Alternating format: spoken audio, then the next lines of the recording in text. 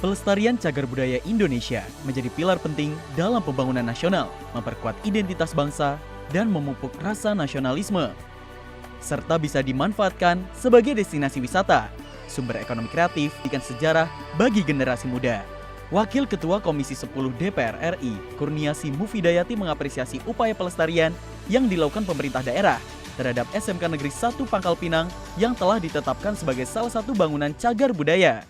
Karena ini sebuah sekolah, tentunya ini sangat positif sekali sehingga anak-anak juga merasa memiliki dan menjadi sejarah yang tidak akan pernah hilang dari generasi ke generasi. Jadi nanti siswa-siswa yang akan bersekolah di situ dan menjadi sekolah yang terkenal karena memang ada sejarah di dalamnya. Hal yang sangat positif, SMK ini menjadi cagar budaya yang sejarahnya tidak akan pernah hilang karena terus akan ada generasi-generasi yang bersekolah di situ dan pasti secara word of mouth-nya akan ada cerita bahwa SMK 1 ini adalah cagar budaya, peninggalan dari sejarah yang harus kita jaga dan lestarikan bersama.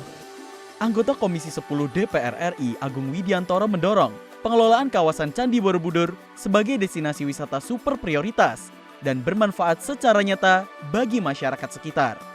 Kemajuan yang dicapai dalam pengelolaan Candi Borobudur, terutama penataan zonasi, dan kebijakan yang dilakukan manajemen dengan melakukan pembatasan kunjungan ke puncak candi hingga maksimal hanya 4.000 wisatawan per hari, demi menjaga struktur tanah dan mengurangi kehausan batu candi, justru berdampak terhadap keberlanjutan ekonomi masyarakat.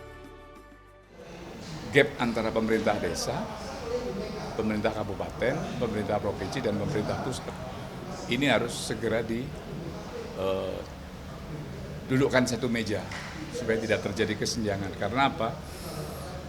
Beberapa pedagang yang tersisih akibat penataan itu merasakan ada berkurang penghasilan ekonominya.